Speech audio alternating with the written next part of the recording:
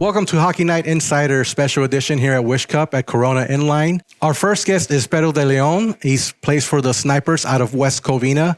So, Pedro, tell me a little bit about, the Snipers, the history of it. I know there is something special behind it in regards to the number 44. Yes. Can you tell us how it started and then when that number 44 came into fruition? All right, so it all started back, I can't even tell you exactly a year, but I know the OG started it back in like the early 2000s, maybe even late 90s. But they started playing, I believe, out of like Downey, one of the outdoor rinks out there. And then over the years, they eventually migrated over to West Covina. And then where it was just a group of guys it was all the older guys that just started playing Wednesday nights, Thursday nights. And then I started playing with them when I was 15 years old. And then little by little, it was just all the guys, like all my friends from my childhood. As we started growing up, we just started joining them. And then the family grew and grew, and we've been able to start multiple teams with everybody. And then about 2-3 years ago, we lost one of our best friends, Brian Jimenez, and he wore number 44. And because of him, we try to keep the family together and keep the love for hockey and try to keep playing as much as possible because of him. So you take me back to those times. Like, how did you get introduced to hockey? If your first memory? For me was the Mighty Duck movies, to be honest. So I grew up playing baseball. My dad was a huge baseball fan. So I remember I played t-ball for a handful of years. And then when I was in 4th grade, my family had a fire accident. Our house burned down. And then from there, we moved in with my uncle where he took me to sign up for baseball. And I was late by a week for the baseball signups. So I couldn't sign up. And then within that week, I remember I watched the Mighty Ducks for the first time. And then I told my mom I wanted to play hockey. And she was like, what? Where did you even get that from? This, and that. And then I remember there was, because at the time I was living with my uncle, he had, I don't know if you remember those old school flagpoles that would have like an eagle at the end of it. I used that with a tennis ball, and that was my hockey stick right there. And I was just running around in the backyard trying to play hockey. And I remember I found one of my nieces. She was born in West Covina, around the corner from the rink. And after she was born, the family went to go have dinner. And I remember we drove by the rink and I seen roller hockey. And I told my mom, I want to play hockey. So we checked it out. I seen it. That very first practice that I had, I spent it on the floor the entire time. And from there, I just fell in love with the game and continued it. Now, at that time, was Brian there already? Yes, he was playing already, but I didn't meet him until I got to high school. So Brian's best friend, Martin, I'm best friends with his little brother. Okay. So his name is Rudy, and I went to school with him at Damien High School. And we played roller hockey together, ice hockey, and we're still friends to this day. Where did you play ice hockey at? So I played with the California Wave. And then I also played for Damien High School. And that's in Artesia, right? That's in Artesia, yes. And who was your coach when you played? It was Ronnie White and Paul Butner. Oh, I know Ronnie White. Yeah. I used to play with him with the South Bay Stingers out of Torrance. Oh, nice. Yeah, we started playing together roller hockey. We played at Paramount Iceland first before the Kings took it over. We played for the Lights there. And then we started playing roller hockey at Wilson Park. And it was booming back in the 90s. Yeah. So that's how I know Ronnie White. So shout out to Ronnie White at the California Waves doing his thing. Okay, so now take me to, how did the Snipers first create the team? And how did you get introduced to the Snipers? So it was just a bunch of the OGs that started playing together and just wanted to they essentially started bringing in what they call the young guns. So they would, little by little, I would start playing with them, and then all the younger kids would eventually make it onto the team. And then it just got so big to where we needed multiple teams, So now we have 2 men's silver teams and 2 men's plat teams. And then this tournament is the first time that we have a youth team. Okay. So now at West Covina, what was the first team that was created there? There was our Wednesday night team. So Wednesday nights, I believe, is the upper intermediate division. And then on Thursday nights is D1. So the highest level at West Covina. And I know this past season we didn't have as many, but last year there was a year where we had up to 4 teams in that division. And it was basically like just the whole family, like we would split up the teams every season, and then we'd rotate them at the following season just to keep it like evened out and everything. But it was just a way for us to once a week see everybody, like hang out, because we knew you either had a game at 7:30, 8:30, or 9:30. So you would run into somebody, know? Yeah. Now, when did you guys decide to start creating the tournament teams, the travel teams? When did that come into play? So it was kind of right after we lost Brian. When Brian was still playing with us, he was kind of always like, let's play tournaments, let's play tournaments. And I know he did play a couple tournaments with the Sniper jerseys, but we never took it as serious as we take it now, like try to form bigger teams. So now after we lost Brian. Well, before you get to there, so take me to the point where what happened, because I don't know if everyone knows the story, and I think it's important to remember what happened and why you guys are doing a tribute, to Brian. So take me through that process, and then take me through the whole ceremony that we had at West Covina. So I believe it was a Thursday night. We were supposed to have a Thursday night game. I think the game was at like 9:30, 10:30. And the game started, and Brian just never showed up. And I remember right after the news broke out that he had gotten into an accident, literally down the street from the rink, around the corner. And I believe it was a driver that ran a red light and hit him. But yeah, he never made it to the rink. And then it was really hard on the entire team, on everybody. Still to this day, I think about him almost every day. And even during games where he's always with us. Like we had a game yesterday where we tied the game with 44 seconds left. And it's little moments like that where we look up and we realize that he's still here with us. It's very important to, remember people that impact us positively in our life, because there's so much negativity going in the world and divide and conquer. And it's people like Brian, obviously, that got the whole ball rolling with, wanting to do a tournament team. And, I've seen it grow leaps and bounds. And I always see you guys, putting up that 44 in memory of, so shout out to the team, for really keeping the memory alive. It's very honorable. And, thank you, for Brian, for impacting everyone the way he did. So now let's move to the ceremony. I mean, I went to the ceremony. I was astonished on how many people showed up. Yeah. It's obvious that a lot of people loved him and he had a great impact. So take me through the ceremony and what did it mean for the team? Obviously it's hard to have closure, but I think that was one of the reasons to kind of really get everyone together and celebrate him, but also have how are we going to keep his memory alive in a sense? Yeah, like I said, especially West Covina rink, that's our home, So we all live through life knowing that even during the week, if we have a rough week, we know that at least one of those days we're going to be at the rink all together. So for us to lose somebody so special to us, it definitely hit home, So that ceremony, I remember it was during one of our first tournaments that we formed together. And yeah, it was everybody that we knew that showed up. And it's crazy because there was so many people that I would even notice and be like, oh, like I didn't even know that he knew Brian, but like we're all coming together and like it's beautiful to see that even though we might have not like kept in touch, but being in touch because of Brian or seeing each other is very beautiful, Yeah, absolutely. Yeah. Now I want to talk about where you guys are at today. I know you guys are expanding. You're starting to have a junior program. Yes. So before we get into that, we're going to take a quick break. And when we return, we're going to bring on a new junior captain here that they've been talking about. So stay tuned. Guys, we have a saying, okay? How you do anything is how you do everything. I don't know if you guys have ever heard that before. How you do anything is how you do everything. As often or as many times or as many chances you have to put your kid around quality people, you have to take advantage of them. I'm a father of 3. My kids are all adults at this point in life. And the influence that Peter had over my son is something that to this day we can go back, channel, and talk about. And any time in life when you have a chance to be around a person that has these absolutes, the way he lives his life, there are a few people that are the genuine article. I am telling you with everything in my heart and soul, if you can have your children around people like Peter and his staff, they're going to be better humans. And yes, we want them to be better hockey players. And yes, we want them to be more successful in the classroom and all that. But I'm telling you, the thing that is not sold, he doesn't put on his flyers is, hey, be a better person. Get around Peter, be around the farm tough culture, and you're going to be thrilled with what happens with your child.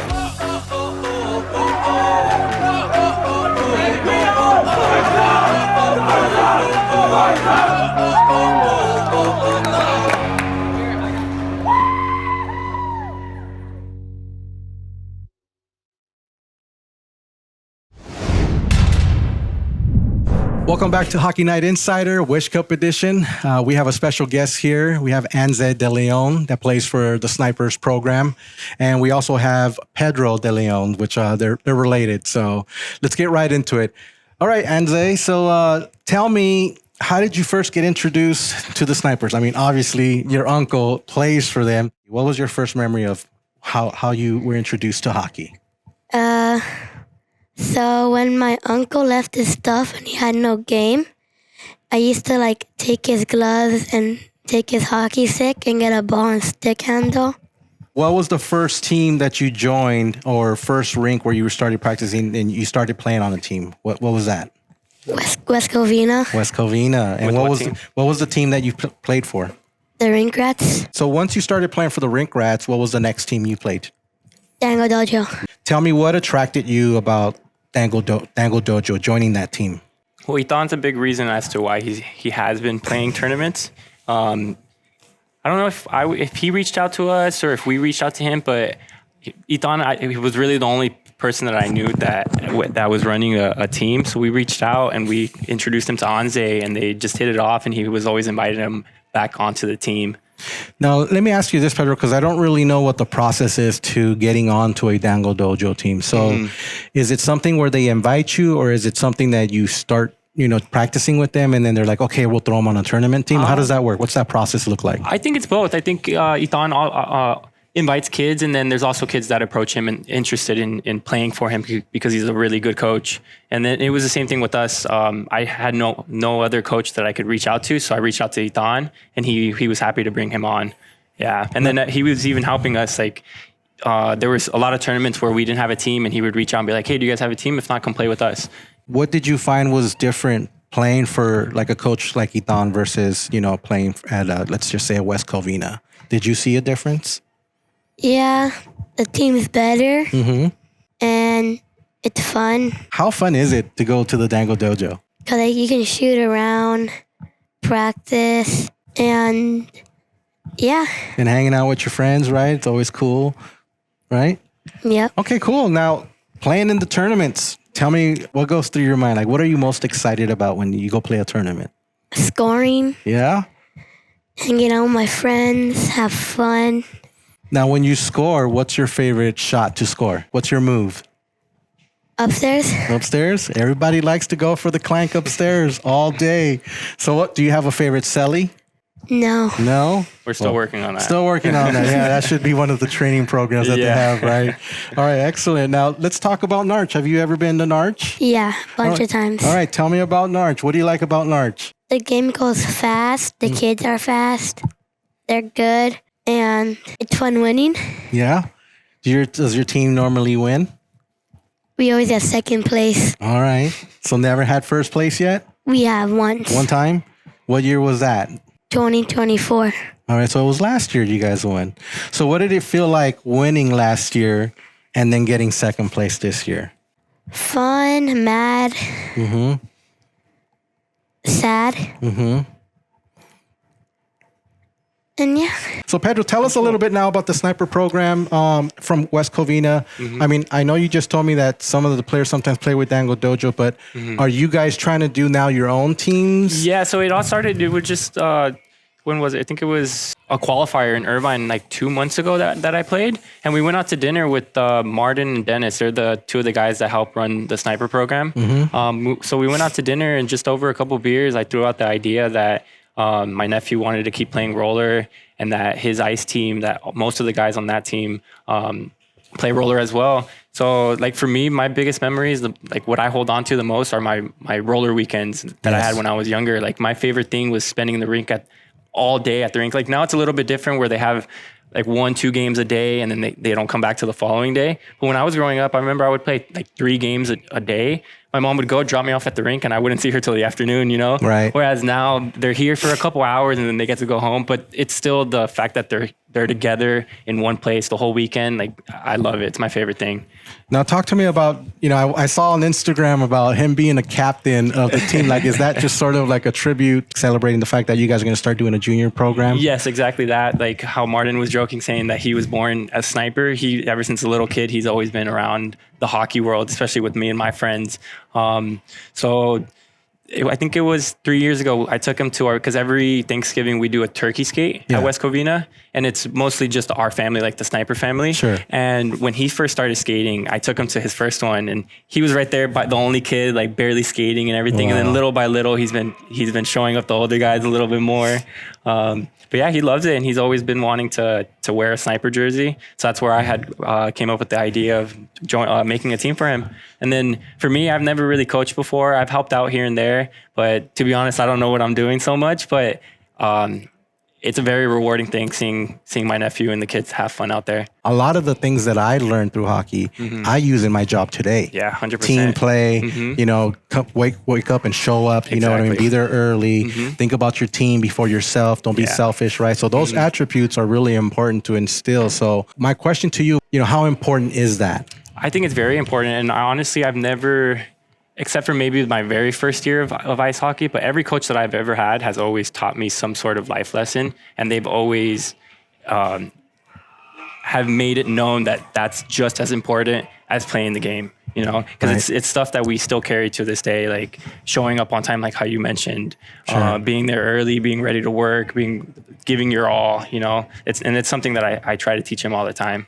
Now let's talk about the junior program now. So how many teams do you have in West Covina right now? That obviously you started with him, with Anze. What team is that? So right now it's just them. It's just the 12U team. Our 18U team that we had last summer, they just moved up to men's. So this past Winter Nationals, which is 2 weeks ago, we had 2 teams in the men's silver division. Yeah, so right now they're the only youth team that we have. Okay, so are they playing in the West Covina League as a unit? No, they're not. So they just practice? Yeah. They didn't even have a practice. This was just like a put together thing that they did. And then, so this is like the start of it. Oh, so, great. Yeah. Okay, We're now, hoping for Narch, we have things a little bit more organized and have a little bit more. So tell me about the group, like, because since it's a put together team, where are these other players coming from? So 4 of them are from West Covina, and then the rest of them are his Junior Ducks teammates. Yeah, a lot of them play ice. Oh, excellent. So Anze, you play ice then? Yep. And you play for the Junior Ducks? Yes. Okay, what position do you play for the Junior Ducks? Right wing. Right wing. How long have you been playing with them?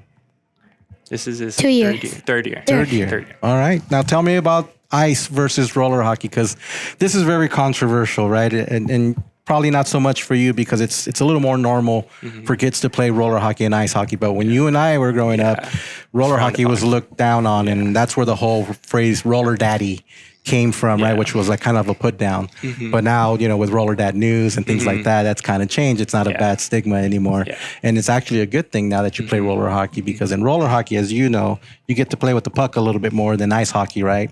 For 2 reasons. 1, it's non-check, right? And 2, here you can actually, in roller hockey, spread the game out a little more because it's 4-on-4, not 5-on-5. So now tell me about ice hockey. When you play ice hockey and roller hockey, is it hard for you to go from ice hockey to roller hockey? A little bit. What's the hard part? Like, what do you struggle with? Skating mostly. Getting used to the ice edge versus the roller edge, right? And it's the stopping part, right? That's really hard, right? Because in hockey, you really have to put a lot more pressure in roller hockey and be confident about being able to stop versus ice hockey, where you have those edges where it's easier to stop and slide, right? So how long does it take you to kind of get used to it and feel comfortable? Like 30 minutes, 20 minutes. So almost one game. Now, does that happen when you go back to ice hockey? Do you have that same problem? Yeah, a little bit. Now, what about stick handling? No. No? Oh, that's interesting. Okay, so the hands are the same, but it's the feet. Well, you heard it here, guys. It takes him about 30 minutes to get, acclimated, but I don't think it's a problem for most people. Yeah. Well, excellent. So, we're going to take a short break, and when we come back, we're going to talk about a little bit more about Wish Cup.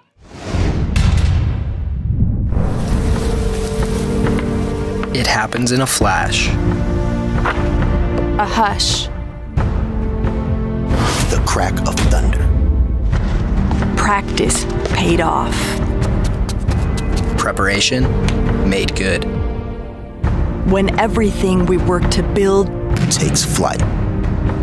In that moment, time stops, through clouds of doubt, we emerge Our highest and best selves. together. We climb. Every day, Together, we reach from within. For a higher calling. Together, We soar. this is our purpose, Our season. our time. we are Lopes. Rising. Welcome back to Hockey Night Insider Special Edition Wish Cup. So we're here at the Wish Cup down at Corona. This is the first time that they've come down, and Pedro from the Snipers have brought a little junior team. Tell me how they're doing at this tournament right now. Yeah, right now we are 1-1-1. We lost our first game, won our second, and then we just tied our third game right now. So we're just waiting for the round robin to finish up to see if we play tonight or tomorrow morning. Tell me about the teams that you played. So the game one, we played the Bulldogs Black. Didn't do too hot against that team. They were, I believe, one of the better teams in the division. And I think there's some of the older kids as well. So our team, only one of them is a 2013 and everybody else is a 2015. So they're 10-year-olds playing in the 12U division. So I knew it was going to be a little bit of a challenge for them, but it's like how you mentioned, it's a learning experience for sure. So Anze, tell me about the game one. Was that one of the games that you had to kind of get your feet back? Yeah. All right, so take me through the game. How was it? Tricky a little bit. Yeah. What was the problems you were having against the team? They were big. Because you guys are playing up, right? So that's good because it's gonna make you better. So tell me that size difference. I mean, what was the problem there? They were poke check more longer sticks, and they can bump a little bit more harder. Mm-hmm. And I wasn't that ready for it. Right, because you need that first game to kind of get ready, right? All right, so take me through the second game. So the second game, that was a bounce back game too, because we were down, I think 2-0 in the first period, and then we came back to tie it and then win it in the very last minute. Now you got your feet underneath you. How did that second game go for you? Good. We were down 2-0. Then we scored. Then I scored. Well, take me through your goal. How did the goal look? So I got the puck in my zone. I'm a defender, so I got it. I took it, and I just dangled through all of the whole team. Wait a minute. You went coast to coast? Yeah. Oh, look at you. All right, so you went coast to coast, and now take me. How did you score? I shot it bottom corner, right corner. Now, you told me you like to go upstairs. Why did you go downstairs this time? Because there was some guy on me. So you didn't have enough time to be fancy. No? Got it. Hey, that's good thinking. Now take me through your third game. That one was a really good battle. In the last minute, there was 4 goals scored. We each went back and forth with the team. Yeah, it was a really fun game. I knew it was going to be like a good match. We scored the first goal. Then they scored. It was back and forth battles. It was a good game. I was mad because we didn't win. Mm-hmm. Now, when you get mad, do you stay mad a long time? Oh, yeah. Does he? Oh, yeah. If I get mad, like I can't play good. Like That's right. just give up on myself. What are some of the things that you try to do to get out of that mood? Score. So you got to score to feel good again. So until then, you're going to be mad until you score. You got to get out of that before that, because you might score sooner if you're in a good mood. So you know what I do sometimes when I get in a bad mood? I try to think of something that makes me happy. A good memory. Candy. There you go. Get together with your friends, have some fun, forget about the last game. You can't do anything about it. It's all about the next game. Let's talk about the Wish Cup. So This is not the first Wish Cup you guys have come to. Tell me about the first one that you've went to and what that experience was like. Yeah, for the first one, he went with, so he played for Dango Dojo for that one. And he was playing, do you remember what division? Was it 10U or 12U? 12U. 12U. He was playing 12U for that one, and that was, I think he was 8 still. So he was playing against up. That's big great. time. So, and he didn't really play much, but he was still getting some playing time, just to get that experience. And yeah, they ended up winning the Wish Cup that year for the 12U division. Wow. We were undefeated in the tournament. Yeah. No way. And he had a couple goals. I think he had 1 or 2 goals at round robin as well. Now tell me, how did it feel to win that tournament with the Dango Dojo? Happy because There's some YouTuber that does Wish Cup a bunch, and I've been wanting to go. Tell them about being on the bench with them. For the Pro League, for the Daniel Doja Pro League, my coach let me warm up with the pros. Oh. Then I sat on the bench and I kind of coached them a little bit. Yeah? What did you tell them? Tell me some of the words of wisdom you gave them. Skate hard. That's right. That's good. What else? And play good. There you go. You said there was a bunch of YouTubers that went there and stuff. Is that something you're maybe thinking of doing, becoming a YouTuber and doing some hockey stuff? Not really. No other hobbies, no other sports you like? It's just all hockey? Yeah. Oh, well, that's good. I mean, you're very focused, you know what I mean? Very disciplined. So that's great. All right. So now, Itan was your coach when you were out there? Yeah. Tell me about how he is as a coach. A good coach, funny coach, and he's good at hockey. When you grow up, is there a pro team that you're looking to join? Yeah. What team? The Sniper Pro team. Let's go. You heard it here first. So is that something that you guys are working on, Pedro True? Like maybe, because I've always been wanting to see someone that has a rink, you know, a home rink, and have a program from like 6 under all the way to pro, because I feel like if we're really going to take things to the next level in regards to pro teams, we need to have a home rink and we need to have the businesses support that that rink and that team. So it could be sustainable. So pro players can actually have a contract where they're paid to play, which then gives an incentive and something for the younger teams to look up to, like, hey, I want to get on that pro team because there's an actual, I can actually make some money playing it during the summer. Doesn't mean like you're going to be rich and retire from it, but at least that's something you can do through the summer where you don't have to go work at Starbucks or whatever. Like you can continue to play hockey. And now with the whole college thing going on, you actually can get an education playing roller hockey now, which, you know,